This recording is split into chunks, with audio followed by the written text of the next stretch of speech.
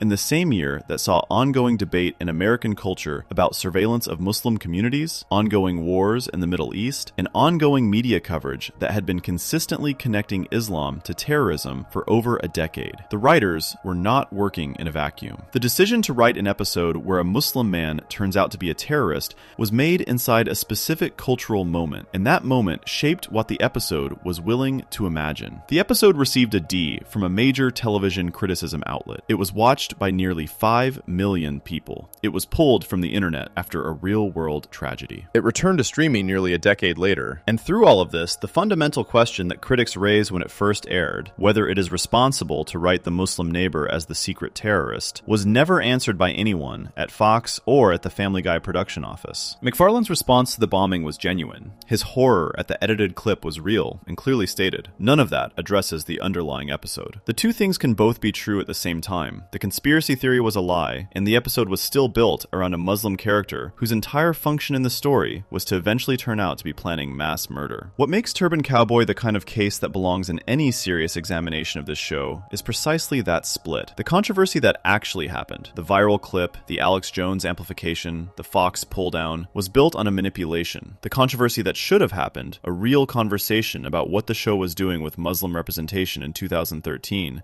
got buried under the more dramatic story about the edited video. The real critique got swallowed by the fake one. That is a pattern Family Guy has benefited from repeatedly. When the noise around an episode gets loud enough, the loudest version of the story is the one that survives in cultural memory. The quieter critique, the one about how the show builds its jokes, who bears the weight of the punchline, whose humanity gets reduced to a plot mechanism, that version requires more patience and more attention than the version about Alex Jones and a viral video. The show has always been better at generating noise than at answering the quieter questions. Turban Cowboy is the most extreme version of this. An episode built around a Muslim terrorist stereotype generated one of the most public controversies in the show's history, and that controversy was almost entirely about a clip that was fake. week, the actual episode, with its actual content, largely escaped the scrutiny it would have received if none of the bombing had happened. One other detail worth noting. The episode was produced with the working title, Turban Cowboy. That title was not changed before broadcast. Nobody in the production pipeline flagged it as something that required a different name. The show sent it out with that title, and it aired with that title, and now it sits on Hulu with that title. This is not the most important thing about the episode, but it is a small, specific data point about how seriously the people making it were taking the question of Muslim representation in 2013. The answer, based on available evidence, was not very seriously at all. Before we move on, if you're enjoying this analysis, please consider subscribing. It helps the channel tremendously. What came next in the show's history with race was not a foreign character or a religious group. It was someone much closer to the center of the show, a character who had been there since the first episode, voiced by someone who was not the same race as the character he was playing, for 21 years, before anyone at the production finally decided that this was something worth addressing. Section 3. 21 years of the wrong voice. Mike Henry is a white man. He voiced Cleveland Brown, a black character, from the first episode of Family Guy in 1999 until 2020. That is 21 years. Over 300 episodes across two separate shows, Family Guy and its spin-off, The Cleveland Show. For more than 2 decades, every time Cleveland Brown opened his mouth, the voice that came out belonged to a white actor sitting in a recording booth. This was not a secret. It was not hidden in fine print somewhere. Mike Henry's name was in the credits. The casting was publicly known from the beginning. And for 21 years, the conversation about whether this was acceptable happened mostly outside the walls of the production office, while inside those walls, nothing changed. Then, George Floyd was killed by police in Minneapolis on May 25th, 2020. The protests that followed were the largest in American history. Every major institution in the country was being asked to examine what it had been doing, what it had been ignoring, and what it was willing to change. Hollywood was not exempt from that examination. Within days, animated shows across multiple networks began making announcements about voice casting for characters of color. On June 26, 2020, Mike Henry posted a statement on Twitter. It read, "It has been an honor to play Cleveland on Family Guy for 20 years. He said he loved the character. Then he said that persons of color should play characters of color. He announced he was stepping down from the role." Seth MacFarlane retweeted the statement without adding his own words to it. That silence from MacFarlane is worth noting. The creator of the show, the person who cast Mike Henry in 1999, the person who greenlit The Cleveland Show and supervised it through 4 seasons, retweeted someone else's words rather than writing his own. He did not issue a separate statement. He did not explain why the casting had stood for 21 years without being addressed. He shared Henry's tweet and moved on. Henry's announcement came 2 days after actress Jenny Slate said she was leaving her role voicing a biracial black character on the animated Netflix show Big Mouth. Slate wrote publicly that she had reasoned with herself at the start of that show that it was acceptable for her to play the character because the character's mother was white and Jewish, as Slate is. But the character was also black, and Slate said she had come to understand that black characters on animated shows should be played by black people. She called her original decision an act of erasure. Kristen Bell made a similar announcement the same week, stepping down from voicing a biracial character on the show Central Park. The producers of that show issued a statement saying they sincerely apologized for their original casting decision and acknowledged they had made a mistake. The Simpsons, running since 1989, announced around the same time that white actors would no longer voice non-white characters on that show. Hank Azaria, who had voiced the Indian character Apu for 30 years, had already been in the process of leaving that role after a 2017 documentary called The Problem with Apu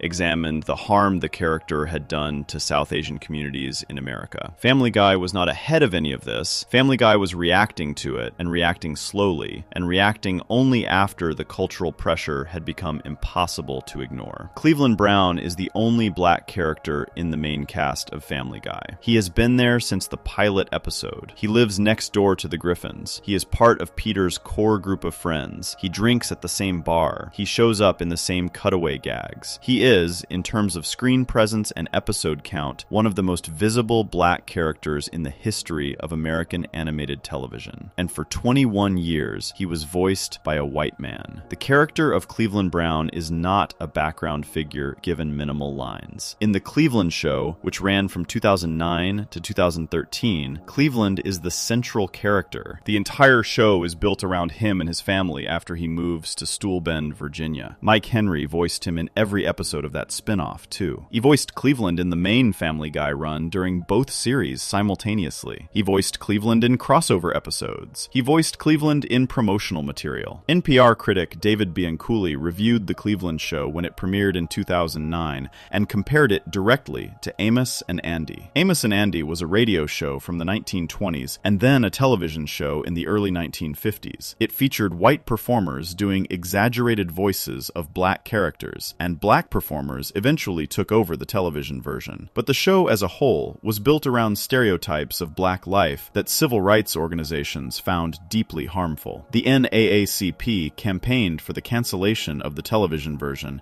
and it was canceled in 1953. The comparison Bianculli was making was not subtle. He was saying that The Cleveland Show in 2009 was doing something that had been identified as harmful and removed from American television more than 50 years earlier. The Cleveland Show ran for 4 seasons and was canceled in 2013. The cancellation had more to do with ratings than with the Amos and Andy comparison. The NPR review was noted and filed away. Nothing changed on the casting front. What makes the Cleveland situation analytically interesting, beyond the basic fact of a white actor playing a black character, is the way the character of Cleveland is written across both shows. In Family Guy, Cleveland's race is present but rarely examined. He is defined more by his mild manner, his calm voice, and his role as the steady, reasonable counterpoint to Peter's chaos. The show acknowledges he is black when it wants to make a joke about race, and then returns him to his function as the easygoing neighbor when it does not. In The Cleveland Show, the approach shifted. The spin-off actually engaged with Cleveland's blackness as a subject. There is an episode dedicated to Black History Month. There is a storyline about Cleveland's stepson Rollo trying to find his sister a black boyfriend because Rollo feels her white boyfriend is a poor fit. The show was, in some ways, more willing to treat its black characters as people whose racial identity was a real and meaningful part of their lives, rather than a costume the writers put on when they needed a racial joke. But the voice was still Mike Henry. This creates a specific and uncomfortable situation. The Cleveland Show was, on the level of content, more engaged with black experience than Family Guy had ever been. And on the level of casting, it was still a white man performing blackness for a paycheck, in a tradition that American entertainment has a long and painful history with. The content and the casting were pulling in opposite directions, and for 4 years, nobody at Fox or at the production level decided this required resolution. Henry's statement in 2020 said he loved the character. There is no reason to doubt this. By all available accounts, Henry approached the role with care and did not use it as an opportunity for mockery. The character of Cleveland is not performed as a caricature in the way that Amos and Andy had been. Henry's Cleveland is warm, measured, and treated by the writing staff with a baseline of respect that some of the show's other characters do not receive. None of this changes the structural problem. A white actor playing a black character, regardless of how carefully or lovingly he does it, is occupying a role that could have been filled by a black actor from the beginning. Every paycheck Henry received for Cleveland was a paycheck that did not go to a black performer. Every credit was a credit that did not belong to a black artist. Over 21 years and more than 300 episodes, this adds up to something significant in terms of who gets paid and who gets recognized and who gets to build a career in the industry. The person who replaced Henry was Arif Sahir, a black YouTube creator who had built an audience partly through his impressions of Cleveland Brown. Zahir had posted videos of himself doing the Cleveland voice, playing video games, singing songs, reacting to things. His impression was so accurate that fans had been tagging the Family Guy account in his videos for years,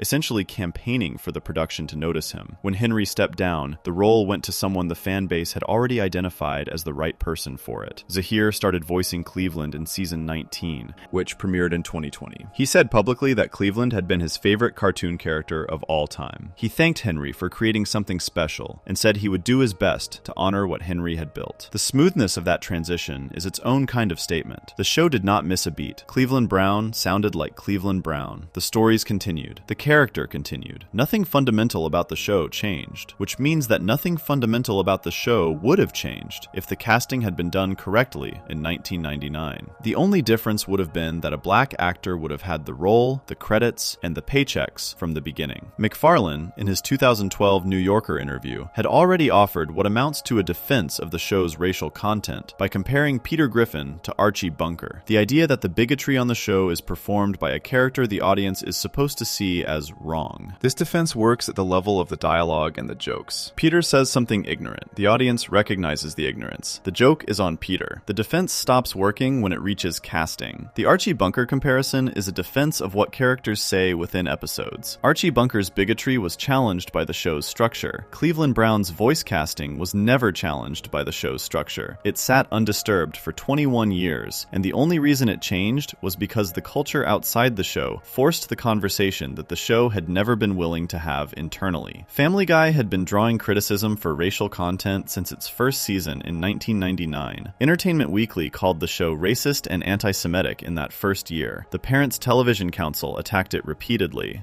Academic researchers wrote papers about its effect on young viewers' attitudes toward race and ethnicity. None of this produced a casting change for the show's only black main character. What produced the casting change was a week in June 2020, when the entire entertainment industry was looking at itself in a mirror that it had been avoiding for decades, and several actors made announcements within days of each other, and the momentum became impossible to stop. Henry's statement was gracious. Zahir's response was grateful. McFarlane retweeted and stayed quiet. Fox made no separate announcement about the casting until it became operationally necessary, and the show went on, as it always has, absorbing the controversy and continuing forward. The Cleveland situation is the most concrete and documentable example of the gap between what Family Guy says it is doing and what it actually does. The show has always presented itself as a satire, a show that uses offensive content to expose and mock the ignorance behind that content. But satire requires a certain level of self-awareness, and self-awareness about race requires more than just writing jokes that put the prejudice in the mouths of characters the audience is supposed to laugh at. It requires looking at the structure of the show itself. It requires asking who is in the room, who is doing the work, who is getting paid, and who is being represented by people who do not share their experience. Family Guy did not ask those questions for 21 years. When the questions finally became unavoidable, the show answered them quickly, smoothly, and without any public reckoning about why it had taken so long. Before we move on, if you're enjoying this analysis, please consider subscribing. It helps the channel tremendously. The Cleveland story is about casting and representation and money and power within an industry. The next story is different. The next story is about what happens when Family Guy tries to engage directly with the history of what Jewish people experienced in Europe during the Second World War, puts its most prominently Jewish character in the middle of that history, and decides the whole thing is a good setting for an adventure comedy. Section 4, the Holocaust episode. The third episode of Season 7 of Family Guy is called Road to Germany. It aired on October 19th, 2008. About 9 million people watched it. The premise is that Mort Goldman, the Griffin family's Jewish neighbor and pharmacist, accidentally climbs into Stewie's time machine because he mistakes it for a portable toilet. He ends up in Warsaw, Poland on September 1st, 1939. That is the exact date that Nazi Germany invaded Poland and began the Second World War. Brian and Stewie follow him and spend the episode trying to get Mort out of Nazi-occupied Europe alive. This is played as an adventure comedy. Mort Goldman is the show's primary Jewish character. He has appeared in Family Guy since the early seasons. He owns a pharmacy in Quahog. He is the father of Neil Goldman, who has an unrequited obsession with Meg. His wife Muriel was killed in a later episode when she was shot during a robbery at the pharmacy. Mort is written with a specific set of characteristics that the show returns to every time he appears. He is neurotic, he is a hypochondriac, he complains constantly, he is physically awkward, he whines, he panics. He is described by other characters as someone who talks too much about his various health problems in otherwise normal conversations. These characteristics are not random personality quirks invented fresh for Mort Goldman. They are a recognizable collection of traits that have been attached to Jewish characters in American entertainment for over a century. The anxious, complaining, hypochondriac Jewish man is a stock figure that goes back to vaudeville, to early radio, to the comedy records of the mid-20th century. The show did not invent Mort Goldman from scratch. The show drew from an existing template and named it Mort Goldman. Road to Germany takes this character, built from those templates, and places him in the middle of the actual historical genocide of Jewish people in Europe. Europe. The episode begins with the Griffins and their neighbors watching the Academy Awards on television. Mort needs to use the bathroom urgently. Meg is already in the main bathroom. Mort runs upstairs to Stewie's room and climbs into what he believes is a portable toilet. The time machine activates. Stewie realizes what has happened and explains it to Brian using a musical number performed by the character Seymour Krelborn from Little Shop of Horrors. Brian and Stewie use a backup device to follow Mort. They arrive in Warsaw, Poland, September 1st, 1939. The German military is crossing the border. The city is in chaos. Mort's grandparents are getting married at a synagogue in Warsaw on this exact day. The episode uses this as its first joke, the coincidence that Mort's family happened to be having a celebration on the worst day in the history of that city. What follows is an episode where Brian and Stewie have to keep Mort alive and find a way back to the present. They steal a submarine. They fly a bombing mission to Berlin with the Royal Air Force. Stewie disguises himself as Adolf Hitler to infiltrate a nuclear facility and steal uranium needed to power the time machine. They run into the actual Adolf Hitler, who captures them and threatens to have them executed. Hitler offers to spare them if they perform a musical number. Mort, Brian, and Stewie escape before the musical number can happen. The episode ends with Stewie killing the version of Mort who traveled through time with them, shooting him with a ray gun and destroying the time machine to prevent a paradox. The original Mort enters Stewie's room, needs the bathroom, and this time soils himself instead of finding the time machine. The IGN review called the episode one of the best Family Guy episodes in years. The reviewer praised the animation as gorgeous, called the story exciting, and described the humor as hilariously offensive. The episode has an 8.1 rating on IMDb, which places it among the more well-regarded episodes in the show's run. The critical praise is real, and the episode is doing something genuinely uncomfortable that the praise largely chose not to engage with. Mort Goldman's defining characteristics, the anxiety, the hypochondria, the constant complaining, the physical weakness, are given a specific context in Road to Germany. He is a Jewish man in Nazi-occupied Europe. His fear is completely rational. His panic is completely understandable. The show knows this and uses it. At one point, Mort screams at Brian and Stewie, "I am a Jew in Nazi-occupied Europe." This line is played for laughs. Mort is overreacting in his typical fashion, but the thing he is saying is factually correct, and the situation he is describing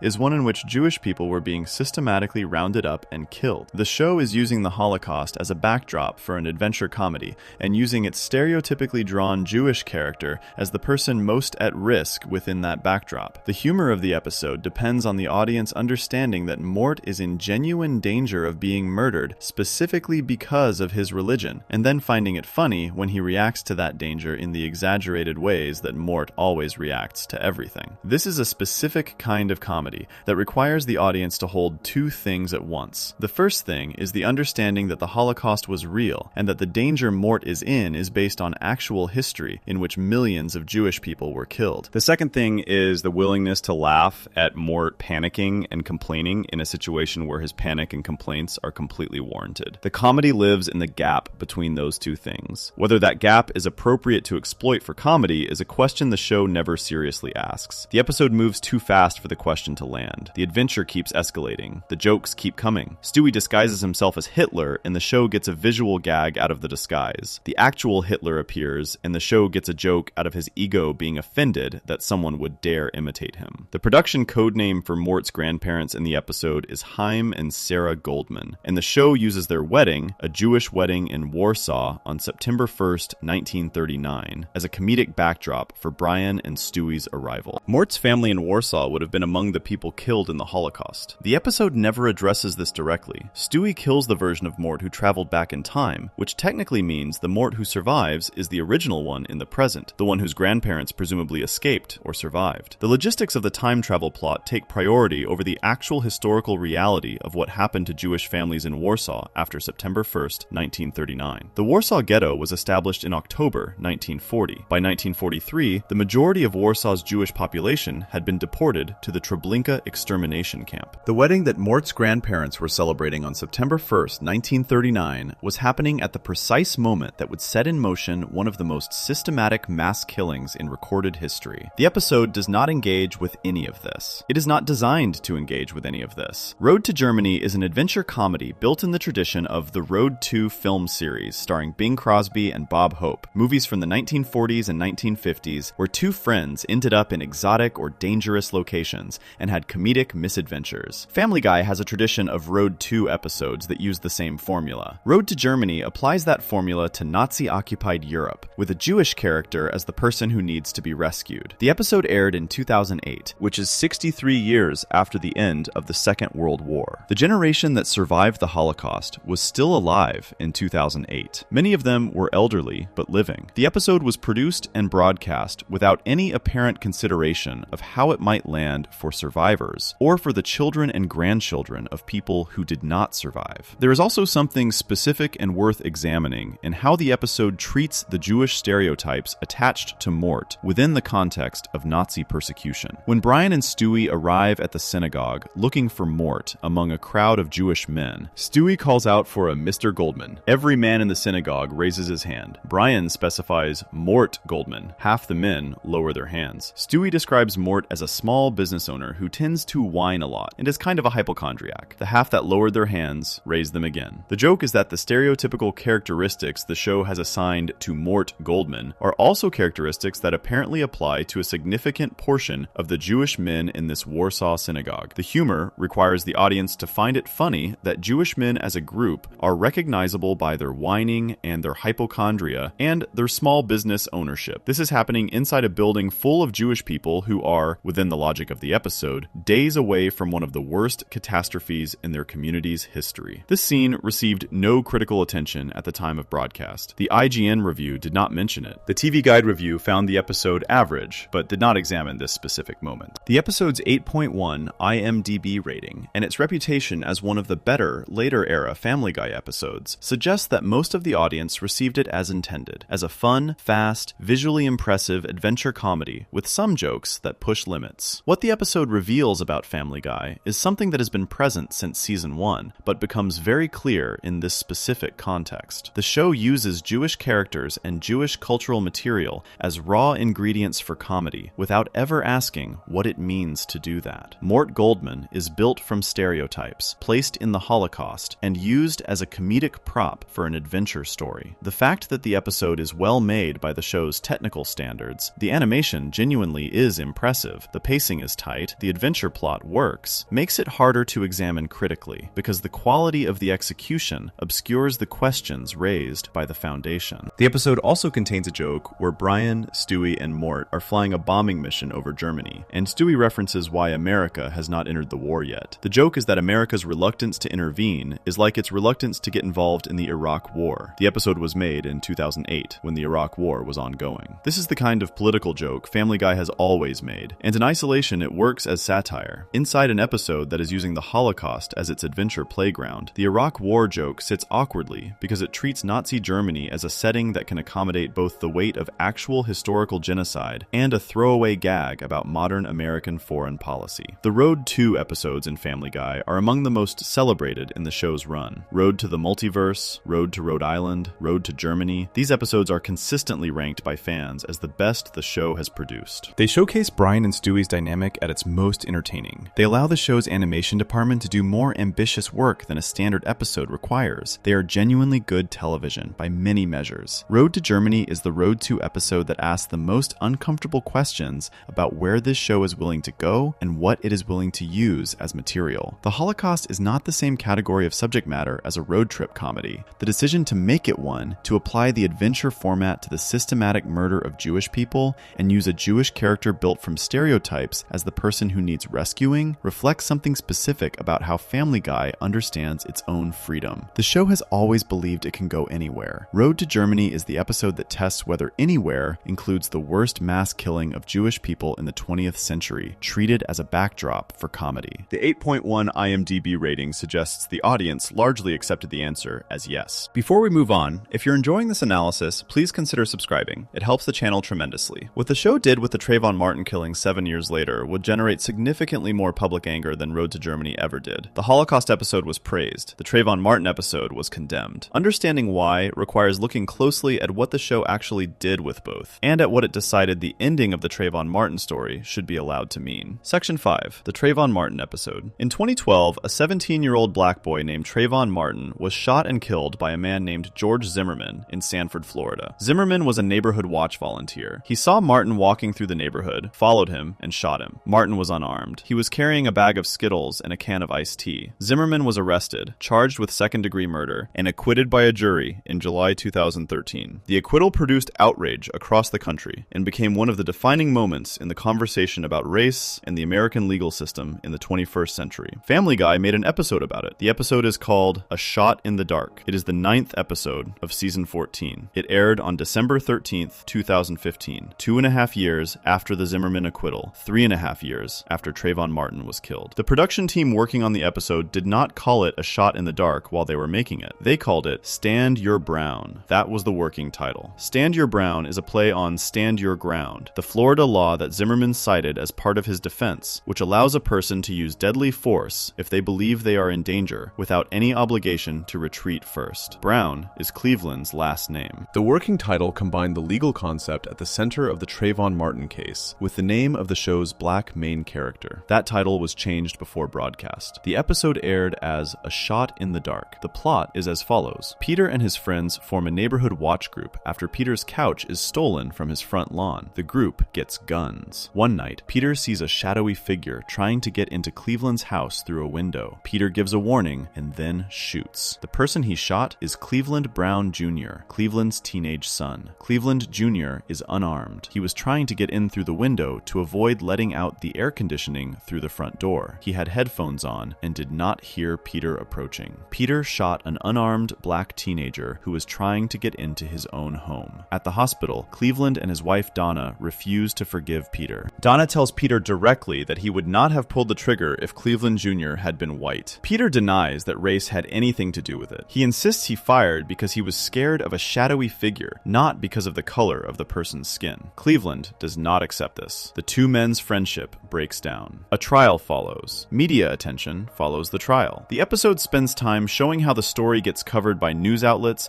and how public protests develop around the case. The structural parallel to the Trayvon Martin killing is exact and deliberate. An unarmed black teenager, a man with a weapon, and a neighborhood watch role. A claim of self-defense. A legal process. Public outrage. The working title confirmed that the writers knew exactly what they were referencing. The episode was built as a direct response to one of the most painful and debated racial events in recent American history. The episode was scheduled to air on November 15th, 2015. It did not air that night. The November 2015 terrorist attacks in Paris happened on November 13th, 2 days before the scheduled broadcast. Fox pulled the episode and replaced it with a different Family Guy episode. The episode was rescheduled. Before it could air on the new date, a mass shooting occurred in San Bernardino, California on December 2nd. The episode was pulled again. It finally aired on December 13th, 2015, following 2 separate delays caused by real-world violence. The delays created a specific and uncomfortable situation. An episode built around the shooting of an unarmed black teenager kept being postponed because of mass violence committed by other people. The delays were a coincidence of timing rather than a deliberate decision to protect the episode from scrutiny, but the result was that the episode arrived with an unusual amount of attention already attached to it, and the reaction when it finally aired was sharp. The episode's ending is what generated the most sustained criticism. After the trial and the protests and the breakdown of Peter and Cleveland's friendship, the episode moves toward its resolution. Peter stands up publicly and makes a statement. He says that Cleveland Jr. does not deserve any of this. He says everything said about Cleveland Jr. was lies. He says Cleveland Jr. is a good kid from a good family. He admits he got scared and did something stupid. He says his actions had nothing to do with the color of Cleveland Jr.'s skin, but that he shot him and deserves to be held responsible. This is, structurally, what Family Guy resolutions tend to look like. The person who did the wrong thing acknowledges the wrong thing, the lesson is delivered, the episode moves toward closure. Then Cleveland does something that critics focused on immediately. To get the crowd and the media to stop pursuing the case, Cleveland steps forward and falsely claims that he shot his own son. The crowd disperses. The media loses interest. The episode explains this by having a character note that the media does not care about black-on-black crime. This is the ending the writers chose for an episode about the Trayvon Martin killing. The conclusion the episode arrives at is that the most effective way to make a story about a white man shooting an unarmed black teenager go away is to reframe it as a black man shooting his own son, because nobody will pay attention to that. The show presents this as a wry observation about media bias and public attention. The joke is that the crowd and the cameras disappear the moment the racial dynamic of the shooting changes. Cleveland uses this as a tool to protect Peter. The critics who covered the episode episode when it aired did not find this funny. A writer at the pop culture publication Bossip called the ending a cop-out that let white killers off the hook. The critique was specific. The episode had spent its entire runtime building toward a reckoning with the racial dynamics of the shooting, and then resolved that reckoning by having the black victim's own father take the blame. The mechanism that makes the story disappear in the episode is Cleveland accepting responsibility for something Peter did. The story goes away because a black man said he did it. The episode received a 2 out of 5 star review from TV Fanatic. The criticism on social media in the days following the broadcast was pointed. Multiple commenters noted that 1 year, the amount of time an episode of Family Guy takes to produce from concept to broadcast, had passed since the episode was conceived. The writers had a full year to examine the ending they had written. They had a full year to consider what it meant to have a black father take the blame for a white man shooting his black son, in an episode explicitly referencing the Trayvon Martin case, in order to produce a resolution that allowed the white character to escape serious consequences while maintaining the friendship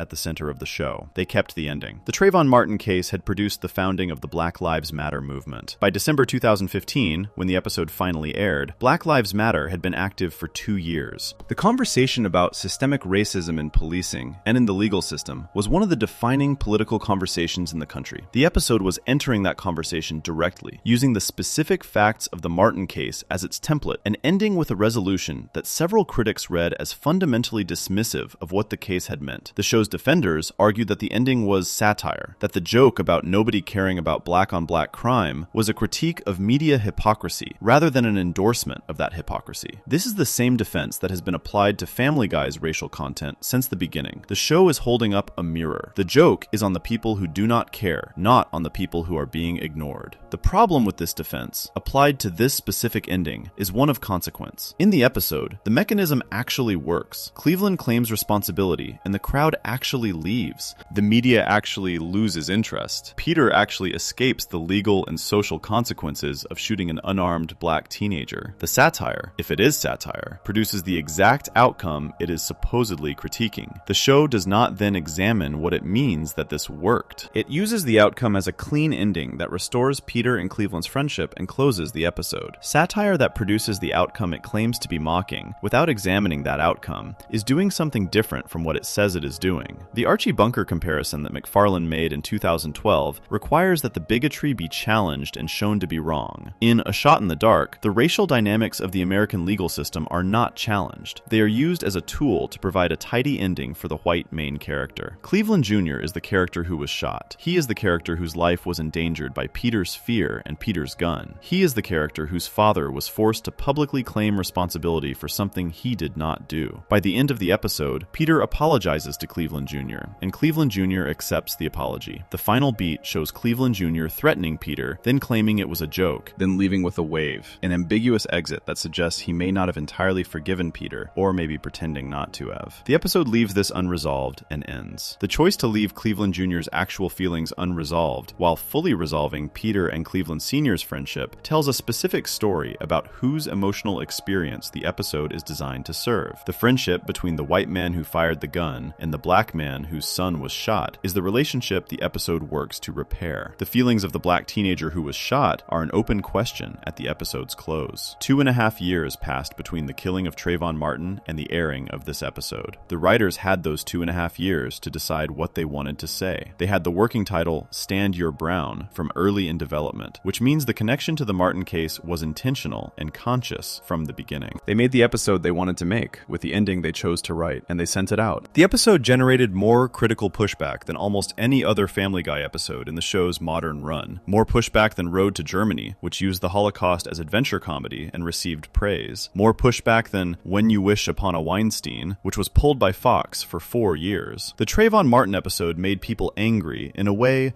and at a volume that the earlier cases had not. Part of the reason for that difference is timing. The episode arrived at a specific cultural moment when the conversation about race and policing was at the center of national life. Part of the reason is the explicitness of the parallel, the working title, the structural similarities, the deliberate construction of the episode as a response to a specific real event involving a specific real person who had been killed. And part of the reason is the ending. The show had made offensive content before. The show had been pulled before. The show had been criticized before. But A Shot in the Dark chose to engage directly with one of the most painful racial events in recent recent American history, built its entire episode around the facts and emotional weight of that event, and then resolved the story in a way that required a black father to take the blame for what a white man did so that the white man could keep his friends and his life intact. That specific choice, made by writers who had a full year to reconsider it, is what the criticism kept returning to. The Trayvon Martin episode is Family Guy at its most nakedly revealing. The show wanted to engage with something real and serious. The show did not have the tools or the willingness or possibly the self-awareness to do that engagement without defaulting to a resolution that served its white main character at the expense of the black characters whose lives the episode was supposedly examining. Before we move on, if you're enjoying this analysis, please consider subscribing. It helps the channel tremendously. The next section is about something quieter than a controversial episode and louder than a pulled clip. Seth MacFarlane sat in a recording booth in 2012 and told a reporter from one of the most respected magazines in the country exactly what he thought he was doing with all of this. He gave two answers. The first answer was the one he had been trained to give. The second answer was the one that matters. Section 6. The creator's own words. In 2012, a writer named Claire Hoffman spent time with Seth MacFarlane for a profile in the New Yorker magazine. The New Yorker is one of the oldest and most respected magazines in America. A profile in the New Yorker is not a quick interview done over the phone. It involves extended time with the subject, multiple conversations, observation of their daily life, and careful attention to what they say and how they say it. The piece was timed to coincide with the release of Ted, MacFarlane's first live-action film, which came out in June of 2012. The profile painted a picture of MacFarlane as a wealthy, image-conscious Hollywood figure who lived in an opulent mansion, ate expensive food, and was deeply interested in how he was perceived by the world around him. It also captured something that no press release or promotional interview had captured before. The moment when MacFarlane was asked directly about the racial and ethnic jokes in his work, and gave two completely different answers in the same breath. The first answer was the one MacFarlane had clearly given many times before. "We are presenting the Archie Bunker point of view and making fun of the stereotypes," he said, "not making fun of the groups." This is a carefully constructed defense. It has a historical reference point. It positions Family Guy within a tradition of American satire that uses bigotry as a target rather than a weapon. It sounds like a considered, thoughtful position from a creator who has examined his own work and understood what it is doing. Then MacFarlane kept talking. But if he was really being honest, he said, then maybe there is a part of him that is stuck in high school, and they are laughing because they are not supposed to.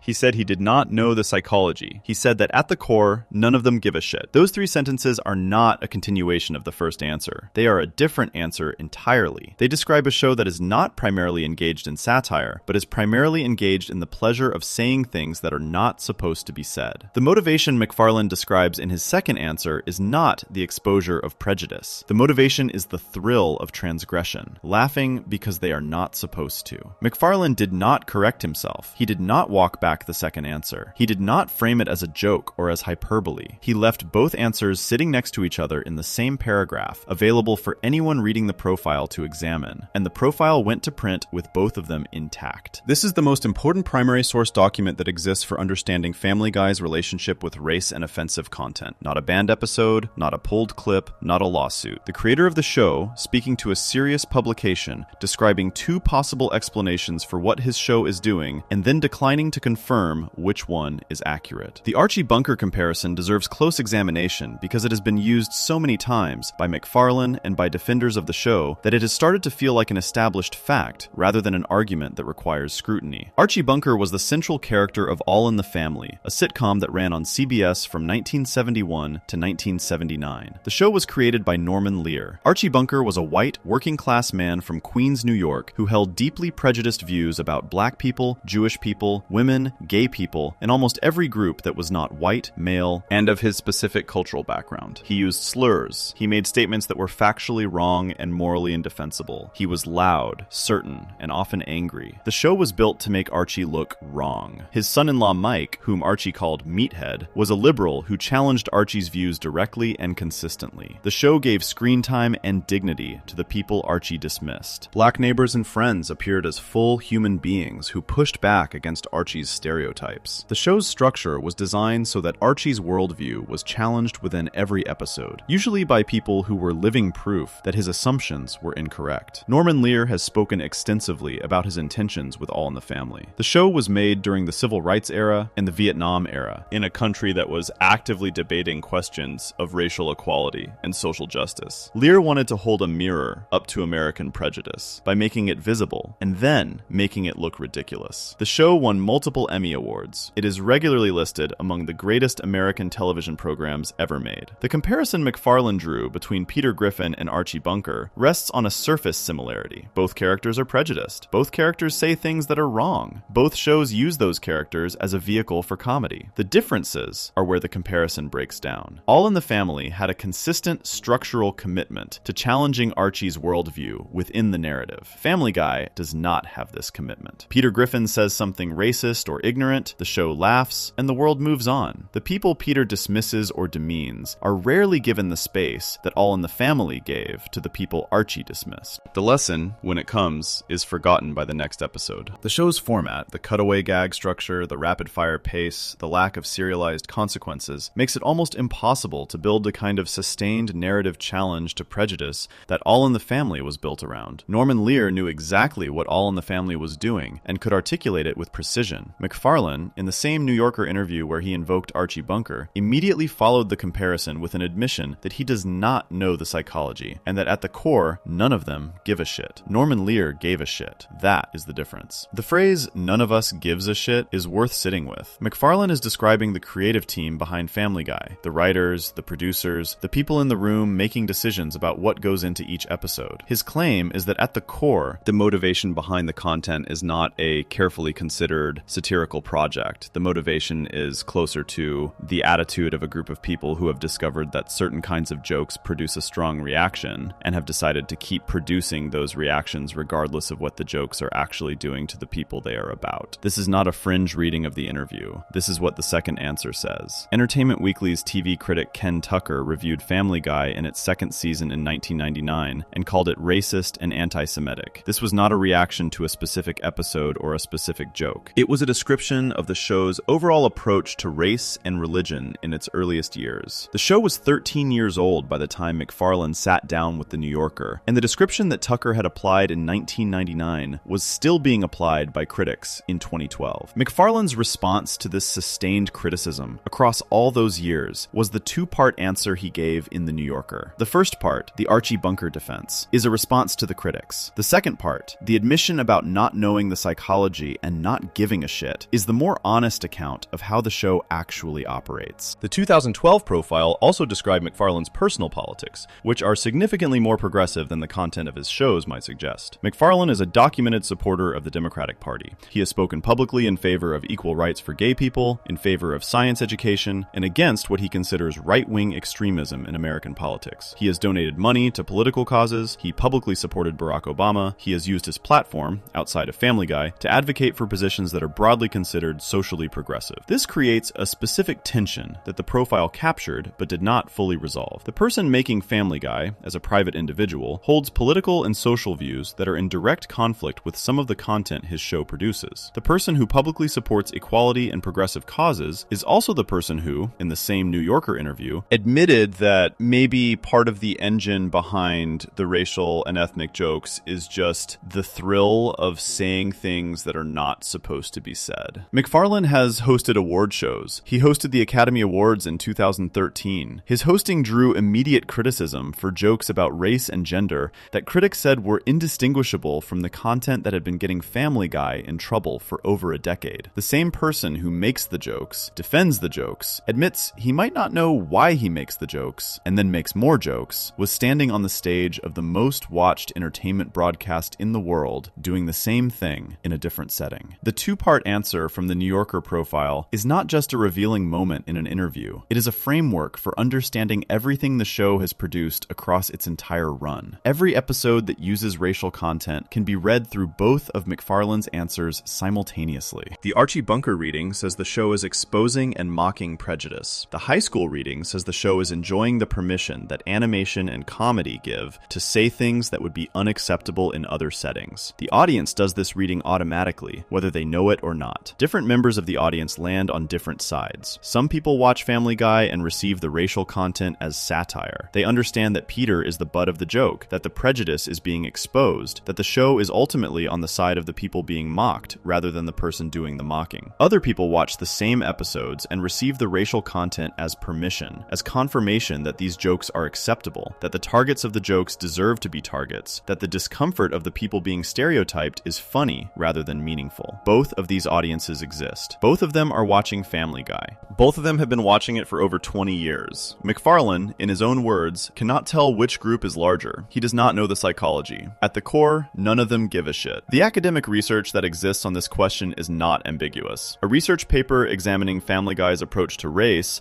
described how the show's target audience, primarily teenagers and young adults in their formative years, is particularly susceptible to the messages embedded in the content they consume. The paper argued that the show's racial stereotypes do not function as pure satire for all viewers, and that repeated exposure to racial and ethnic jokes, regardless of the satirical framing, can strengthen existing prejudices in viewers who are already inclined toward those prejudices. This research does not require Family Guy to be a deliberately racist show to reach its conclusions. The conclusions follow from the basic fact that MacFarlane articulated himself. The show does not always know what it is doing, the people making it are not always certain of their own intentions, and the content goes out into a world where different audiences will receive it in fundamentally different ways. MacFarlane's honesty in the New Yorker interview is, in a strange way, the most self-aware the show has ever been about itself. He did not claim perfect clarity of purpose. He did not insist that every joke was carefully constructed with a clear satirical target. He left the second answer on the record and let it sit next to the first one. That second answer, maybe we are just stuck in high school, maybe we just laugh because we are not supposed to, maybe none of us give a shit, is the answer that the episodes in this essay keep returning to. The banned episode that Fox sat on for 4 years. The pulled episode that Fox brought back 9 years later without any changed content. The Holocaust adventure comedy that received critical praise. The Trayvon Martin episode that ended with a black father taking the blame for what a white man did. The white actor voicing the only black main character for 21 years. All of those things happened while the first answer, the Archie Bunker defense, the satire argument, the claim that the show is mocking prejudice rather than enjoying it, was available for use whenever a journalist asked the question. The second answer is the one that explains all 5 cases without contradiction. Before we move on, if you're enjoying this analysis, please consider subscribing. It helps the channel tremendously. The show has a character named Brian Griffin, who is, on the surface, the most educated, most liberal, most socially conscious person in the Griffin household. Brian reads books. Brian writes. Brian has political opinions. Brian is the character most likely to call out Peter's behavior as wrong. In season 16, the show gave Brian a storyline where he posted a racially insensitive tweet and was publicly condemned for it. Brian's defense of himself in that episode sounds almost word for word like the first answer MacFarlane gave in The New Yorker. And the episode's treatment of that defense is where the show came closest to examining its own contradictions directly. That episode is where the next section begins. Section 7. Brian's Tweet. The 6th episode of season 16 of Family Guy is called The D in Apartment 23. It aired in 2017. The episode is built around a single premise. Brian Griffin posts a tweet that is racially insensitive. The tweet goes viral, and the entire town of Quahog turns against him. What follows is 22 minutes of Family Guy doing something it almost never does, using one of its own main characters as the direct subject of a public reckoning about offensive speech. The tweet Brian posts is short. He writes that he is about to go see the new Kevin Hart movie. Then he says, "Just kidding," adding that he is a white guy who went to college. He adds a hashtag referencing the Baywatch movie. The joke Brian is making is built on a racial stereotype. The implication is that educated white people do not watch Kevin Hart movies, that Kevin Hart's comedy is for a specific audience that does not include Brian. The tweet is not a slur. It does not use overtly hateful language. It is the kind of joke that operates through implication rather than direct statement. The kind that requires the audience to fill in the unstated assumption in order for the punchline to land. Lois sees the tweet and tells Brian immediately that it is not 2005 anymore, and that he cannot just go online and say whatever he wants. Stewie reads the tweet aloud and notes that it received 0 retweets and 0 likes, sarcastically calling it viral. Brian initially defends the tweet as just a joke and deletes it when Lois pushes back. He believes that is the end of it. The episode then shows what happens when a deleted tweet does not disappear. Someone has already screenshotted it. The screenshot spreads. By the time Brian tries to move on, the town already knows. People start confronting the Griffins in public. The family cannot leave the house without being harassed. Peter goes outside to get the mail, and something happens to him. Stewie thanks Brian for driving him to the library for story time, because the implication is that Brian's public status has made ordinary activities difficult for the entire family. The show uses the episode to examine the mechanics of public outrage in the social media era. Stewie at one point observes a student rally outside and comments that in the 1990s, when students wanted to protest something, they pulled a fire alarm. Now, they hold a protest. The show is positioning itself as a skeptical observer of how quickly public anger forms and spreads online, and of how the targets of that anger experience the consequences. Brian eventually has a public meltdown. He stands in front of a crowd of angry Quahog residents and delivers a speech that is one of the most direct pieces of dialogue the show has ever written about its own situation. Brian tells the crowd he is not a racist. He says there is a huge difference between being a racist and telling a bad joke. He asks why nobody on the internet takes the time to ask themselves whether something is worth freaking out over, or whether there are bigger problems in the world than a single tweet. He asserts that there are bigger problems. He tells the crowd that he loves black people and has watched significant amounts of black entertainment as evidence of this. He asks what they want from him. He says they want to ruin his life and that they have succeeded. He lists the consequences. Everyone hates him. He cannot leave the house without being harassed. Nobody will hire him. Strangers are telling him to kill himself on his phone. Then he says the line that defines the entire episode's position. He calls himself the self-righteous liberal douchebag, not the crowd. He is claiming the identity of the socially conscious progressive and using it as a defense against the accusation of racism. He has the correct political views. He has the correct affiliations. Therefore, the tweet cannot mean what the crowd thinks it means. Stewie's response to this speech comes from off-screen. He says that the employment problem was a problem before the tweet. This is the most important line in the episode. Stewie is not commenting on the tweet or the crowd or the public outrage. He is commenting on Brian. He is pointing out that Brian's problems are not entirely the product of the tweet, that Brian had existing issues that the tweet made visible rather than created. The implication is that Brian's self-presentation as a thoughtful, educated, progressive person has always been somewhat disconnected from his actual behavior and his actual situation.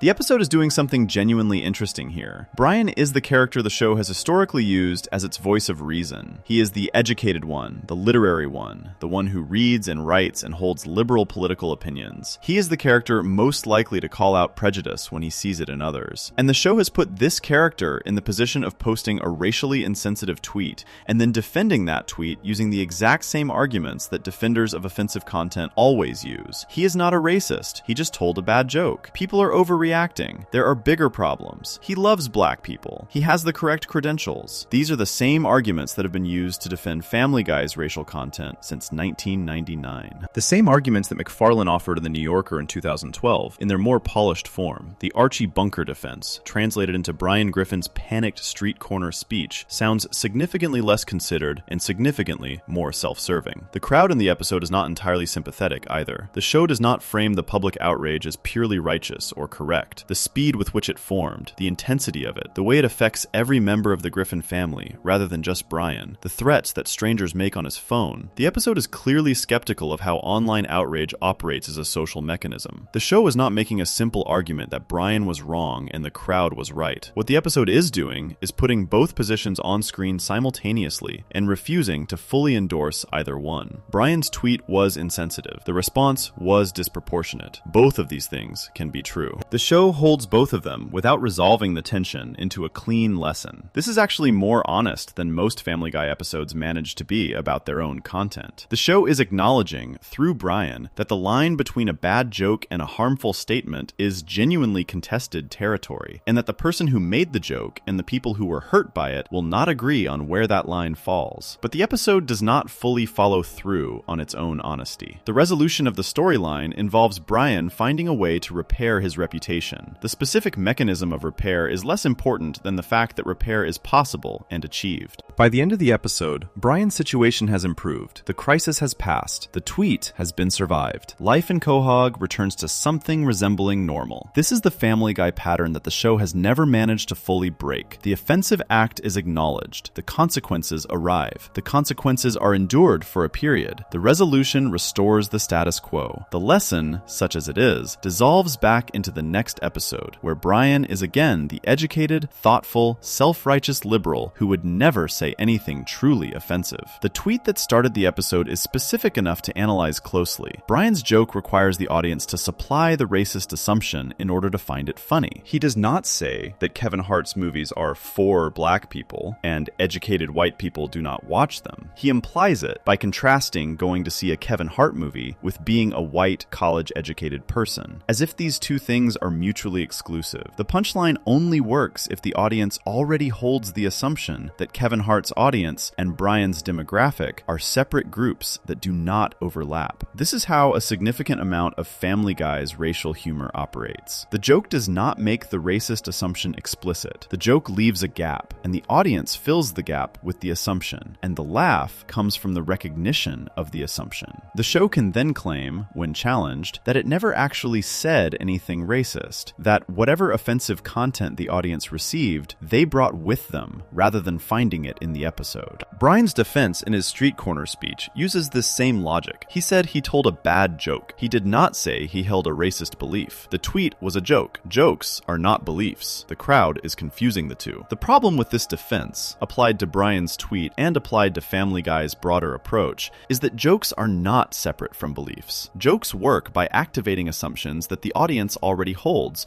or that the joke is introducing. A joke that relies on a racial stereotype to generate laughter is doing something with that stereotype. It is making it available, making it feel acceptable to laugh at, making it feel like shared common ground between the person telling the joke and the person receiving it. McFarlane knows this. He said it himself in the second half of his New Yorker answer. Maybe they are just laughing because they are not supposed to. The pleasure of the joke is inseparable from the pleasure of saying something that is supposed to be off limits. And the thing that is off limits is the racial assumption that the joke requires in order to function. The D in Apartment 23 is the episode where Family Guy came closest to examining this mechanism directly. The episode put Brian, the show's most overtly liberal character, the character most associated with the defense that the show is on the right side of these issues, in the position of someone who posted a racially insensitive joke and then defended it using every argument available to him. The episode did not fully commit to examining what those arguments reveal. The resolution came. The status quo was restored. Brian went back to being Brian. But Stewie's line remains. That was a problem before. The tweet made something visible that was already there. Brian's self-image as the thoughtful liberal, the educated progressive, the person who would never actually be racist, survived the tweet. The question of whether the self-image was accurate was left open, hanging in the air, unanswered. That question applies to the show itself with equal force. Family Guy has positioned itself, through McFarlane's public statements and through episodes like this one, as a show that is aware of what it is doing, and is using offensive content for a larger satirical purpose. The show's self-image is the Archie Bunker defense. The show is the thoughtful liberal who is mocking prejudice, not the show that is enjoying it. Stewie's line, applied to the show rather than to Brian, would read something like this. The credibility problem existed before the specific controversy. The gap between the show's self-image and its actual content, the gap between the first answer McFarlane gave and the second answer, the gap between the satire defense and the admission that none of them give a shit, that gap was there from the beginning. The controversies did not create it, they made it visible. There is one more character whose presence in Family Guy raises a specific set of questions that none of the episodes discussed so far have fully addressed. His name is Mort Goldman. His function in the show has been examined in the context of Road to Germany, but the Holocaust episode is not the only place where Mort's construction as a character tells a story about what the show is comfortable doing with Jewish identity and Jewish stereotypes. The show built Mort Goldman from a template, deployed him across multiple seasons in multiple contexts,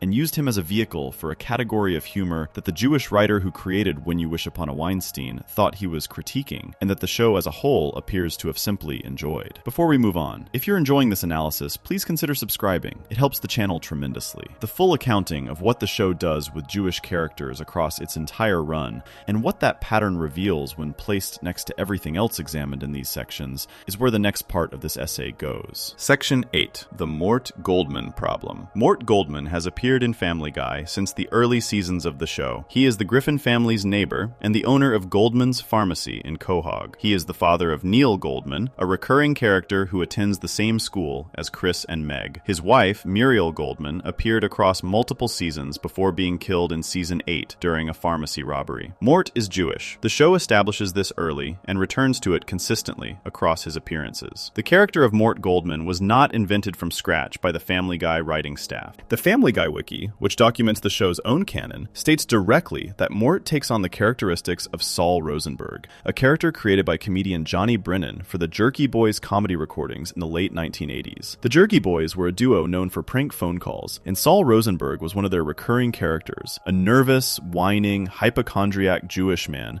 whose voice and manner were built entirely from exaggerated stereotypes of Jewish neurosis and physical weakness. Family Guy took that template and named it Mort Goldman and put it in Quahog. The characteristics the show gives Mort are documented in the show's own materials. He is neurotic. He is a hypochondriac. He is physically awkward and weak. He has terrible social skills. He whines. He complains about his health in situations where nobody asked. He discusses his customers' personal medical details publicly and inappropriately. He is financially anxious. He is defined, in almost every scene he appears in, by a set of traits that American entertainment has historically attached to Jewish characters as a form of mockery. These traits did not originate with Family Guy. They are old. They go back further than the Jerky Boys. The anxious, complaining, physically weak, money-conscious Jewish man is a figure that appears in American comedy going back to vaudeville in the early 20th century, to early radio programs, to films from the 1930s and 1940s. The figure was built by non-Jewish entertainers as a way of othering Jewish people, of making them recognizable, predictable, and laughable through a fixed set of exaggerated characteristics. Jewish comedians later reclaimed some of these characteristics and turned them into self-deprecating comedy from within the community. Woody Allen, Jerry Seinfeld, Larry David, and many others have used anxiety, neurosis, and self-consciousness as comedic material in ways that come from inside the Jewish experience, rather than being imposed on it from outside. This reclamation is real and has produced some of the most celebrated comedy in American history. Mort Goldman is not that. Mort Goldman is a non-Jewish writing staff applying an external template to a character who exists as a recurring background figure in someone else's show. The template is used when the show needs a Jewish character for a scene, and the character produced by that template is consistently defined by weakness, anxiety, and the specific kind of social awkwardness that the stereotype requires. The show's own wiki describes one of Mort's defining behaviors as follows. Mort does not mind revealing details about his customers' personal health problems. In one documented instance, he went into details about a man's hemorrhoids in front of the man's daughter and her classroom, describing them as stinking little balloons that stung him so badly he had to apply lotion in his car with a sock. This scene exists to establish Mort as someone with no social awareness and no understanding of appropriate boundaries. The specific nature of the embarrassing detail, medical, graphic, delivered in the most inappropriate possible setting, is the joke. Mort does not know how to behave in normal human situations. This is his defining characteristic. The show returns to it in almost every scene he appears in. The question worth asking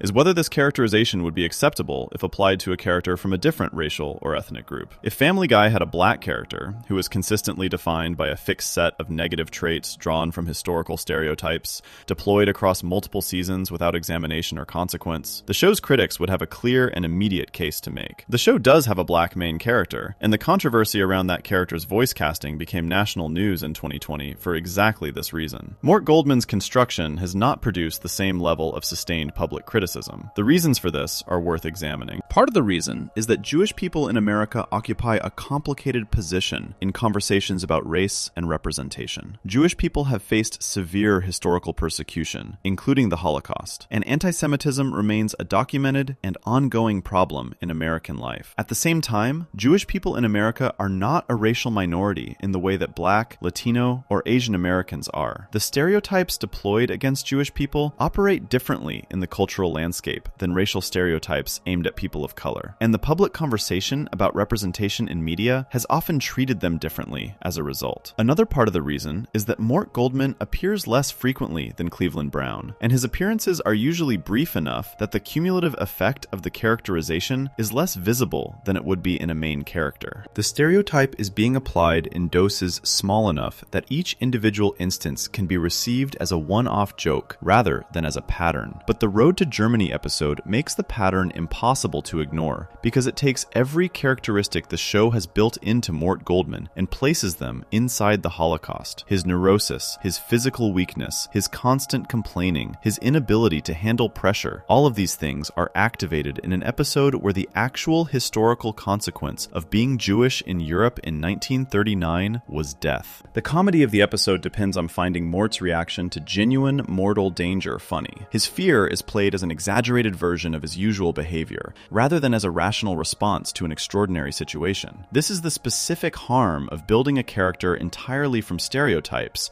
and then placing that character in a context where those stereotypes carry historical weight. The show cannot suddenly treat Mort's anxiety as meaningful in Road to Germany because it has never treated Mort's anxiety as meaningful in any other episode. He has always been a collection of traits to be laughed at. The Holocaust setting does not change that function. It just changes the backdrop against which the function is performed. The Road to Germany episode contains the synagogue scene discussed in the previous section on that episode, where Stewie describes Mort's stereotypical characteristics to a crowd of Jewish men, and most of them raise their hands in recognition. This scene is worth returning to in the context of Mort Goldman as a character across the whole show, because it reveals something specific about how the show understands what it is doing. The joke in that scene only works if the audience accepts that the stereotypical characteristics the show has assigned to Mort Goldman apply broadly to Jewish men as a group. The humor comes from the recognition that Mort is not unusual, that his whining, his hypochondria, and his small business ownership are traits that a room full of Jewish men in 1939 Warsaw apparently share. The show is not just using Mort as an individual character with unfortunate personal traits. The show is using Mort as a representative of a group, and the joke confirms that the representation is accurate. This is the difference between satire of a prejudice and deployment of a prejudice. Satire of the prejudice would require the joke to expose the stereotype as wrong. The synagogue scene does not expose the stereotype as wrong. It confirms the stereotype by having it apply to an entire room full of people. Mort's wife, Mort Goldman, was killed in season 8 in an episode called "And Then There Were Fewer." She is shot during a robbery at the pharmacy. Her death is treated as a serious plot development within the episode, which is structured as a murder mystery. The show gave her death more weight than it typically gives to the deaths of background characters. Mort's grief over losing Muriel has been referenced in subsequent episodes. Neil Goldman, Mort's son, is a recurring character whose defining trait is his obsessive and unwanted pursuit of Meg Griffin. Neil follows Meg, writes her letters, and refuses to accept that she is not interested in him. The show plays this as comedy. Neil's persistence is treated as a quirk rather than as a serious problem. He is a Jewish teenager defined by his social awkwardness and his inability to read social situations, characteristics drawn from the same template as his father. The Goldman family across 3 generations, Mort's grandparents in Road to Germany, Mort himself, and Neil, are consistently written from the same set of characteristics. The grandparents are recognized in the Warsaw Synagogue by traits that Mort also has. Mort is defined by those traits across 20-plus years of appearances. Neil inherits the social awkwardness and the inability to read situations. The template is not just applied to one character in one episode. The template is the foundation of how the show imagines a Jewish family across generations. There is one more documented instance from the Mort Goldman canon that belongs in this section. In the episode Road to the Multiverse, Brian and Stewie travel through different versions of reality. One of the realities they visit is a version of Quahog that looks like a Disney animated film. Bright, colorful, musical, friendly. When Brian and Stewie arrive in this Disney version of Quahog, Mort Goldman comes out to greet his neighbors. The neighbors in the Disney universe beat him up for being Jewish. The show presents this as a joke. The Disney aesthetic, wholesome, cheerful, associated with family-friendly entertainment for children, is contrasted with an act of anti-Semitic violence against Mort. The humor comes from the contrast between the visual style and the content of the action. The joke requires the audience to find anti-Semitic violence funny when placed in a sufficiently ironic context. The irony is the Disney setting. The violence against Mort is the punchline. The show does not examine what this means about the character or about the world the show has built. Brian and Stewie observe it and leave the Disney universe. The episode moves on. These accumulated details, the Saul Rosenberg template, the defining characteristics drawn from a century of anti-Semitic stereotype, the synagogue scene in Road to Germany confirming the stereotype as broadly applicable, the Disney universe scene playing anti-Semitic violence as a visual joke,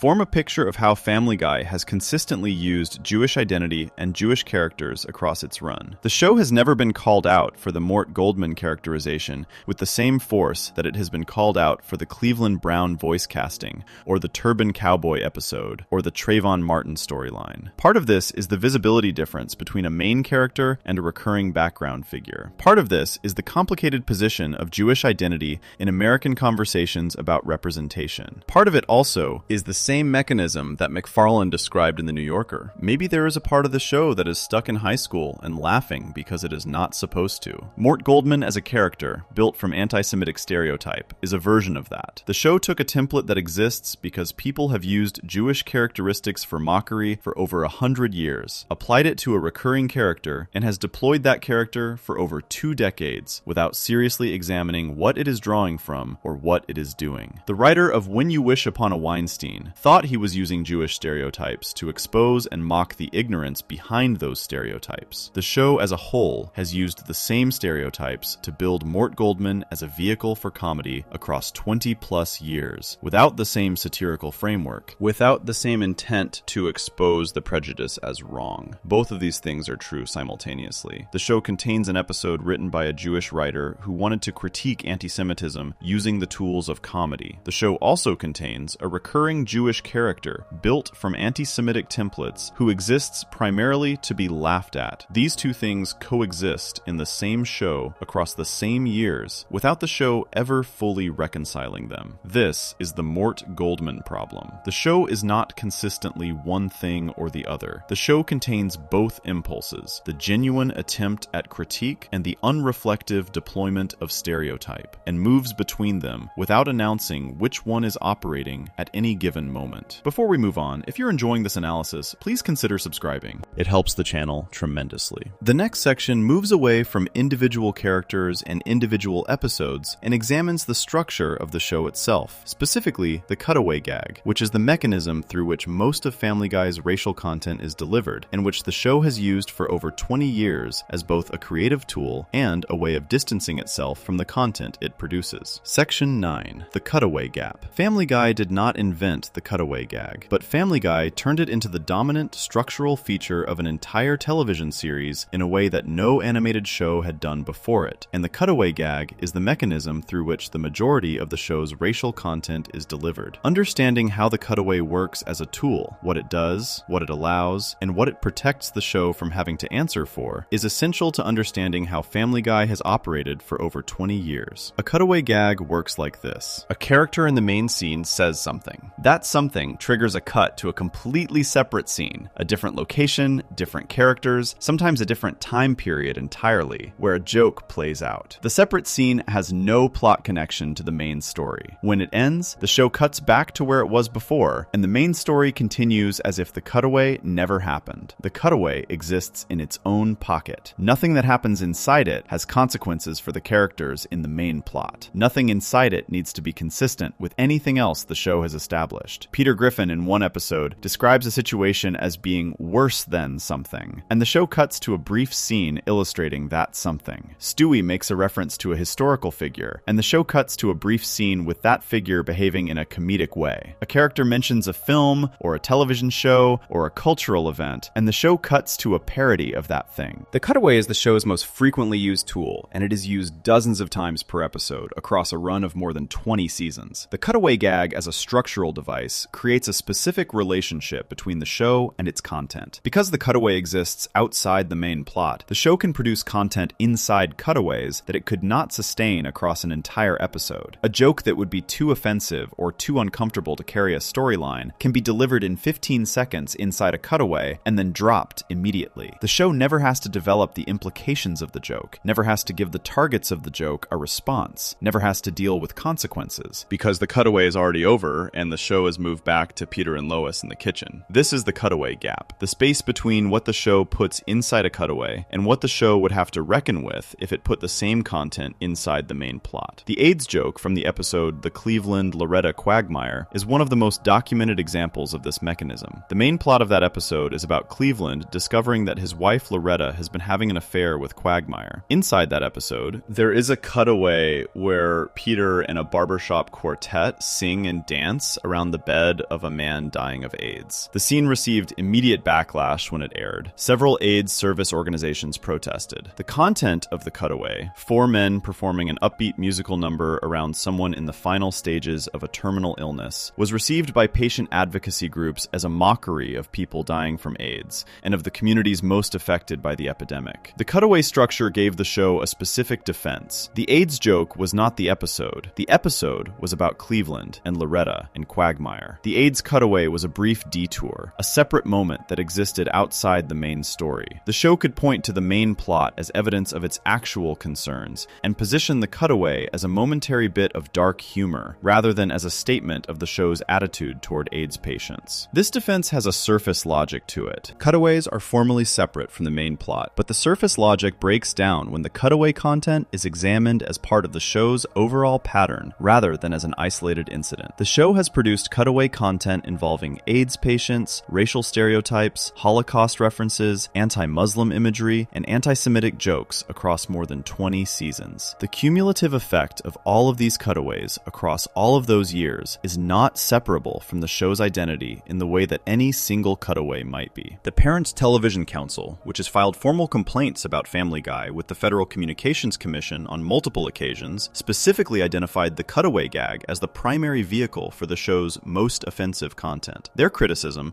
was that the cutaway structure allowed the show to produce content that would have triggered regulatory review if sustained across an entire episode, but could be delivered quickly enough in cutaway form to be plausibly deniable as a brief moment rather than a considered position. The Parents Television Council was named as the worst TV show of the week by their own organization on at least 40 separate occasions. They filed formal complaints about specific episodes including Family Gay, Business Guy, Brian and Stewie, A Fistful of Meg, and Quagmire's Mom. The FCC reviewed these complaints and denied the first indecency complaint, finding that the episode in question did not meet the legal standard for indecency. The formal complaints did not result in regulatory action against the show, but they documented a sustained pattern of objection to the show's content over many years. The show's relationship with the Parents Television Council became so extended that, according to documented reports, the PTC president eventually became friends with McFarlane after a complaint about a 2015 episode. This detail sits in the public record as a small and strange illustration of how the show's controversies have often resolved, not into genuine reckoning or meaningful change, but into a kind of normalized tension that the show and its critics have learned to coexist with. The racial content delivered through cutaway gags across the show's run covers a significant range of targets and a consistent approach. The approach is to activate a stereotype, deliver the joke built on that stereotype in the shortest possible time, and then move on before the implications of the joke can settle. The show does this with black stereotypes, Jewish stereotypes, Muslim stereotypes, Asian stereotypes, Latino stereotypes, and stereotypes about almost every other identifiable group in American life. The speed of the cutaway is part of how it works as comedy. The joke arrives before the audience has time to think about it. The laugh comes from recognition or from shock, and the show has already moved back to Peter and Lois before anyone has the chance to ask what the joke was actually doing. This is not a flaw in the cutaway structure from the show's perspective. It is the feature. The show produces content that generates a specific kind of laugh, the laugh of transgression, the laugh of something being said that is not supposed to be said, and the cutaway structure protects the show from having to sustain the position the joke takes. South Park, which is the animated show most frequently compared to Family Guy in terms of its willingness to engage with offensive content, operates from a fundamentally different structure. South Park is a serialized show where the main plot of each episode carries the satirical argument. When South Park makes a joke about race or religion or politics, that joke is built into the main story, and the show has to develop its implications across the full 22 minutes. The characters who are the targets of the satire get to respond within the narrative. The show has to take a position and defend it for the length of an episode. Family Guy's cutaway structure means the show almost never has to do this. The racial joke lands in 15 seconds. The targets of the joke do not get to respond because the cutaway is already over. The show has moved on. This structural difference is one of the reasons South Park has consistently been able to generate the kind of sustained cultural conversation about its political positions that Family Guy has not. South Park has positions. Family Guy has moments. This is also why the Archie Bunker comparison that McFarlane has used to defend his show is structurally inaccurate. All in the Family was a show built entirely around sustained engagement with Archie's prejudice. Every episode gave the people Archie dismissed the time and the narrative space to exist as full human beings and push back against his assumptions. The show could not use a cutaway structure to deploy Archie's bigotry and then move on, because the bigotry was the main plot. It had to be developed. It had to be challenged. It had to generate consequences. Family Guy's cutaway structure makes the Archie Bunker model essentially impossible to replicate. The show can say it is doing what All in the Family did. The structure of the show prevents it from actually doing what All in the Family did. The racial joke in a cutaway gag is not Archie Bunker's worldview being put on display and challenged. The racial joke in a cutaway gag is a 15-second deployment of a stereotype that the show never has to answer for because it is already gone. The Jerome is the New Black episode illustrates this clearly. The episode opens opens with a cutaway parody of the Rat Pack, the famous group of entertainers including Frank Sinatra and Dean Martin, who were popular in the late 1950s and 1960s. In this parody, the Rat Pack performed songs with titles like Drunk Old Injun, Jewish Nose, Chinaman's Chance, and Hey There, Fruity. These titles are the jokes. Each one is built from a slur or a stereotype targeting a specific group. The cutaway presents them as songs the Rat Pack might have sung, deployed as comedy through the contrast between the sophisticated Rat Pack image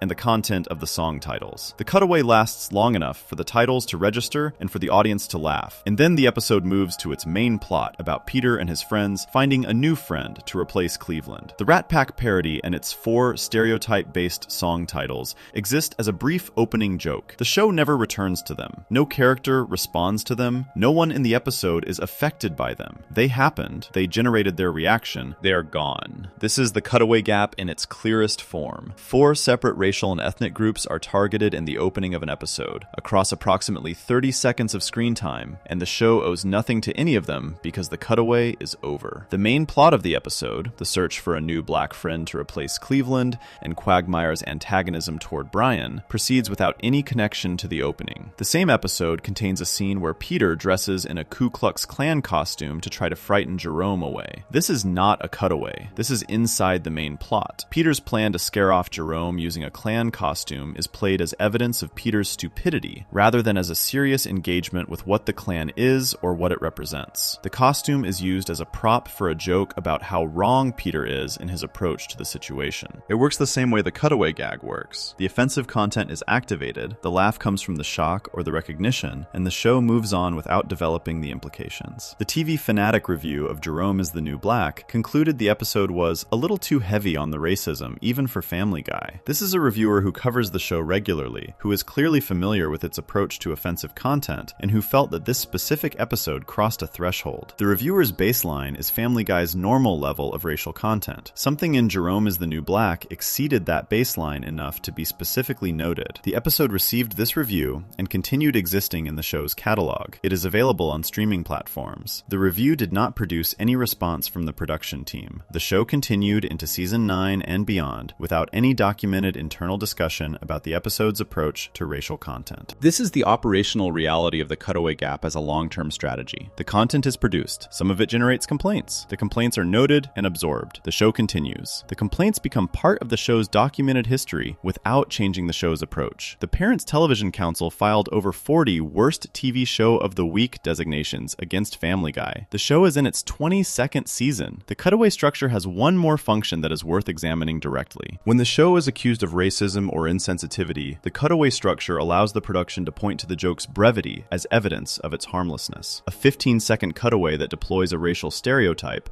is not the same as an episode built around that stereotype. The argument is one of proportion. The joke was small. It was brief. It was a momentary detour rather than a sustained position. This argument has a problem. The cumulative effect of hundreds of brief racial jokes across 20-plus seasons is not brief. The individual cutaways are short. The pattern they form is long. An audience that has watched Family Guy from its beginning in 1999 has been exposed to racial content through cutaway gags hundreds or possibly thousands of times. The brevity of any single instance does not reduce the cumulative weight of all of them together. McFarlane's own second answer from the New Yorker interview applies here with particular clarity. Maybe they are laughing because they are not supposed to. The cutaway gag is the perfect structural vehicle for that kind of laughter. The transgression is delivered quickly, the laugh is harvested, and the show moves on before anyone has to fully reckon with what just happened. Repeat this process across 20-plus years and hundreds of episodes and thousands of cutaways, and the show has built something significant. Not through any single moment, but through the accumulated weight of all the moments together. The Jerome is the New Black episode, the AIDS joke in the Cleveland Loretta Quagmire episode, the opening of Road to Germany, the Rat Pack parody. All of these live inside the cutaway gap. They are documented. They are real. They are part of the show's permanent record, and they share the same structural feature. They were delivered quickly enough that the show never had to develop their implications, give their targets a response, or answer for what they were doing. The show has spent 20-plus years inside that gap. The gap has been wide enough to accommodate almost everything. What it has not been able to accommodate is the full weight of what the show's creator said about his own work in a 2012 magazine profile. The admission that at the core, none of them give a shit. That admission does not fit inside a cutaway. That admission sits in the main plot, permanent, unretracted, available for anyone examining the show's relationship with the content it has produced across its entire run. Before we move on, if you're enjoying this analysis, please consider subscribing. It helps the channel tremendously. The final section of this essay is where everything that has been examined comes together. The band episode, the pulled clip, the wrong voice for 21 years, the Holocaust comedy, the Trayvon Martin ending, the creator's own words, the Mort Goldman template, and the cutaway gap into a single account of what Family Guy has actually been doing and what that means for the audience that has been watching it since 1999. Section 10. What the show has actually been doing. Family Guy premiered on January 31st, 1999. Its debut slot was directly after Super Bowl 33, one of the most watched television events in the American calendar. Fox had chosen to place its new animated show in front of the largest possible audience on the night when more people are watching television than almost any other night of the year. The show about the dysfunctional Griffin family in the fictional town of Quahog, Rhode Island, was introduced to America with the full weight of the network's promotional confidence behind it. The show was canceled in 2002. It came back in 2005 after DVD sales and repeat viewing figures on Adult Swim demonstrated that the audience for it was larger than the original ratings had suggested. It has been running continuously since its return, past its 20th anniversary, into its 22nd season, and beyond. It has become one of the longest-running animated shows in American television history. It is a billion-dollar franchise. Across that entire run, from the Super Bowl debut in 1999 to the present, the show has produced content involving race, ethnicity, and religion that has been banned, pulled, sued over, criticized by civil rights organizations, condemned by religious groups, flagged by academic researchers, called out by the show's own cast members, and finally addressed in one instance by a casting change that took 21 years to happen. The 9 sections preceding this one have examined specific cases in detail. This part is about what those cases add up to when placed next to each other. The first thing they add up to is a pattern of operation that has remained consistent across more than 2 decades. The show produces offensive content involving race and ethnicity. Some of that content generates controversy. The controversy is absorbed. The show continues without structural change. Specific elements are adjusted when the external pressure becomes impossible to ignore. A lyric is changed, an episode is pulled from streaming for a period, a voice actor is replaced. But the underlying approach to racial content remains the same. The pattern has repeated itself across Season 3, and Season 7, and Season 8, and Season 11, and Season 14, and Season 16, across band episodes, and pulled clips, and casting controversies, and creator interviews, without fundamental change. This consistency is itself a piece of evidence. A show that accidentally produced offensive racial content once or twice across a 20-plus year run would look different from what Family Guy actually is. A show that accidentally did it across every era of its existence, across every type of racial content, involving nearly every identifiable racial and ethnic group in America, is a show that has made consistent choices about what it is willing to produce and why. The second thing these cases add up to is a documented gap between what the show says it is doing and what it is actually doing. The show says it is doing satire. McFarlane's first answer in The New Yorker is the clearest statement of this position. The show is presenting the Archie Bunker point of view and mocking the stereotype rather than the group. This is the show's official account of itself. It is the account that defenders of the show reach for when the racial content is challenged. The satire defense is real and has been consistently deployed across the show's entire run. The satire defense requires specific conditions to hold. It requires that the prejudice being depicted is clearly framed as wrong within the show's narrative. It requires that the targets of the prejudice are treated with enough dignity that the audience understands the joke is on the person holding the prejudice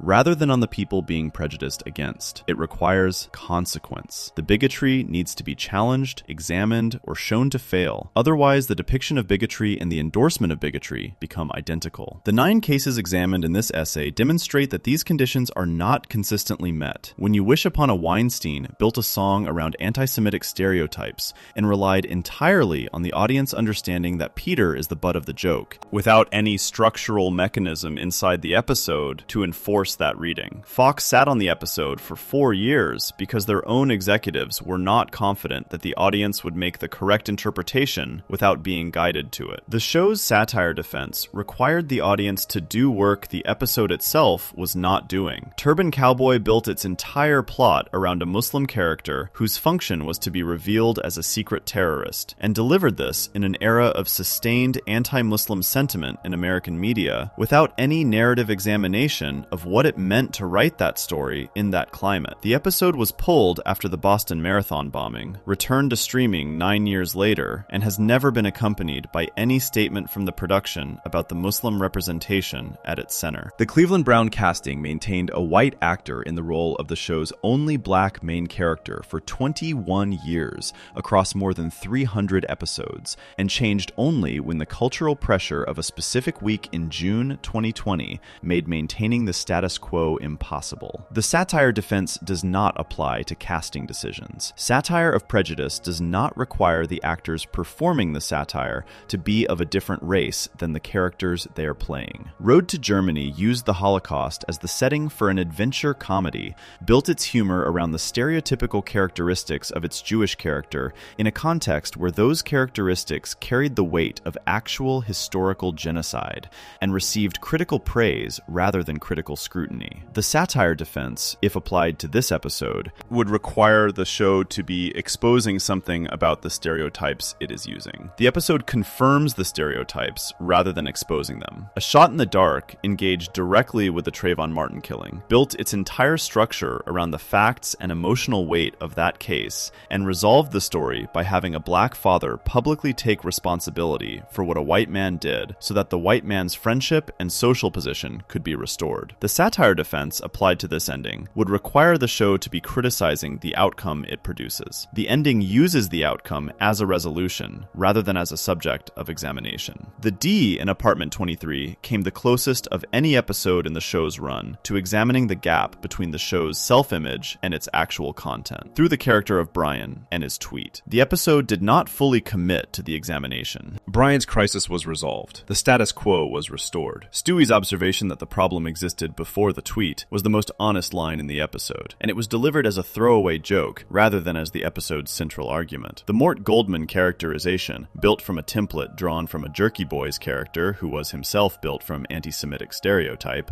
has been deployed across more than 20 years of episodes without any examination of what the template is drawing from or what it is doing. The Holocaust episode placed that template in the most historically charged possible context and treated the result as adventure comedy. The Disney Universe episode played anti-Semitic violence against the character as a visual joke based on aesthetic contrast. The cutaway gag structure has functioned across the show's entire run as the mechanism through which the most concentrated doses of racial content are delivered, and from which the show is most insulated against consequence. The brevity of the cutaway protects the show from having to develop the implications of its racial jokes. The accumulated weight of hundreds of brief racial jokes across 20+ years is not brief. These are the documented facts. The pattern they form is not ambiguous. The third thing these cases add up to is the clearest and most honest account of the show that exists. McFarlane's second answer in The New Yorker. Maybe part of it is being stuck in high school. Maybe they are laughing because they are not supposed to. Maybe at the core, none of them give a shit. This answer does not contradict the satire defense in the sense of proving it false. The satire defense may be partially accurate. Some of the show's racial content may have been produced with genuine satirical intent. The "When You Wish Upon a Weinstein" writer thought he was doing satire. He may have been right about his own episode. The satire defense and the high school answer are not mutually exclusive. Both can be operating simultaneously in different episodes, in different cutaway gags, in different moments within the same episode. What the second answer does is remove the certainty from the first answer. The satire defense requires confidence about what the show is doing. McFarlane removed that confidence himself, in print, in one of the most respected magazines in the country, without retracting the statement or clarifying it afterward. The show's creator does not know with certainty whether his show is mocking prejudice or enjoying the permission to express prejudice under the cover of comedy. He said so. This uncertainty is the most honest thing the show has ever produced about itself, and it came from outside an episode, in an interview, rather than from inside the show's narrative. The academic research referenced in Section 6 is worth returning to here, because it addresses what happens to the audience when the show cannot confirm which of the two answers is operating. When a show produces racial content that can be received as satire by some viewers and as permission by others, and when the show's own creator cannot confirm which reception is the correct one, the content does its work in the world without supervision. It reaches the teenagers and young adults who make up its primary audience and lands differently in different places, activating different responses, confirming different things. The viewers who receive Family Guy's racial content as satire are using the show in the way the satire defense says it is meant to be used. amused. They are laughing at Peter's ignorance, understanding that the prejudice is being exposed, leaving the episode with their existing views about racial equality confirmed or reinforced. The viewers who receive Family Guy's racial content as permission are using the show in a different way. They are finding in the jokes a confirmation that the stereotypes are acceptable, that the targets of the jokes deserve to be targets, that the discomfort of the people being mocked is funny rather than meaningful. They are leaving the episode with something different from what the satire defense says they are supposed to take away. Both groups are watching the same show. The show cannot control which group a given viewer belongs to, and McFarlane has admitted that the show's creators are not always certain enough about their own intentions to guide the reception in one direction or the other. The fourth thing these cases add up to is a specific kind of institutional behavior that is worth naming directly. Family Guy has responded to racial controversy consistently across its run. The response follows a pattern. The controversy is generated, Fox and the production absorb the initial reaction. If the controversy becomes a significant enough liability, a bombing connection, a viral edited clip, a national protest movement demanding change, a specific adjustment is made. A lyric is changed. An episode is pulled. A voice actor steps down. The adjustment is made in response to external pressure rather than in response to internal examination. The adjustment does not produce changes to the show's overall approach. The show continues. This is not unique to Family Guy. It is how many large entertainment institutions have historically handled complaints about racial content. The content stays until it becomes a liability. When it becomes a liability, the minimum necessary adjustment is made. The adjustment is framed as a responsible response to a legitimate concern. The underlying approach continues. What makes Family Guy's version of this pattern worth examining specifically is the scale and the duration. The show has been running for over 25 years. The racial controversy has been present since the first season, when Entertainment Weekly called it racist and anti-Semitic in 1999. The pattern of controversy and minimal adjustment has repeated itself across a quarter century without the show ever producing a comprehensive public accounting of its own racial history. The Turban Cowboy episode is available on Hulu. Road to Germany is available on streaming. When You Wish Upon a Weinstein is available on streaming. Jerome is the New Black is available on streaming. A Shot in the Dark is available on streaming. The D in Apartment 23 is available on streaming. All of these episodes, with all of the content examined in this essay, are accessible to anyone with a streaming subscription right now. The only episode that remains unavailable on American streaming is Partial Terms of Endearment,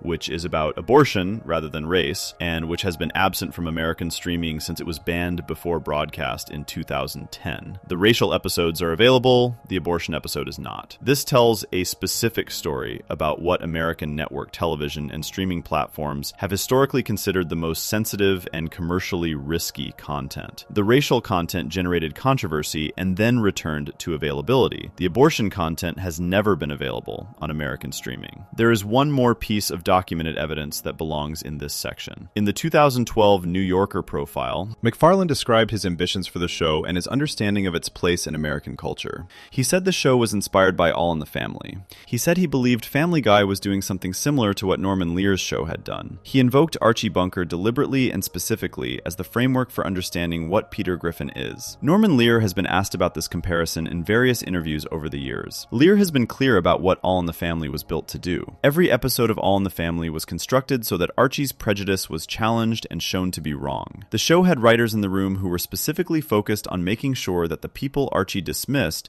were treated with dignity and given the space to exist as full human beings. Norman Lear gave a shit, in McFarlane's own phrase, in a way that the second answer in the New Yorker profile suggests McFarlane is not certain his own show does. The Archie Bunker comparison has been used so many times in defense of Family Guy that it has started to function as a settled fact rather than as an argument. The comparison is an argument. The argument requires examination. When examined against the actual structural and narrative differences between All in the Family and Family Guy, and against McFarlane's own second answer about whether the creative team is certain of its intentions, the comparison does not hold in the way it is typically deployed. Family Guy is not All in the Family. Family Guy is a show that is claimed to be doing what All in the Family did, while operating from a structure, a format, and a creative philosophy that is fundamentally different from what All in the Family was built around. What Family Guy actually is, based on the documented evidence across 25 years, is a show that has produced racial content consistently and has navigated the consequences of that content content through a combination of minimal adjustment, structural insulation through the cutaway format, and a creator's defense that the show's own creator has admitted may not fully capture what the show is actually doing. The show will continue. It is in its 22nd season. It has been renewed beyond that. The audience for it remains large enough to sustain its production. The racial content will continue to be produced. The cutaway gap will continue to protect the most concentrated instances of that content from requiring sustained examination. The controversy will continue to arrive and be absorbed. McFarlane's second answer will continue to sit in the record, available, unretracted, next to the first answer that the show uses as its official account of itself. Both answers remain true simultaneously. The show is doing satire, maybe. The show is stuck in high school and laughing because it is not supposed to,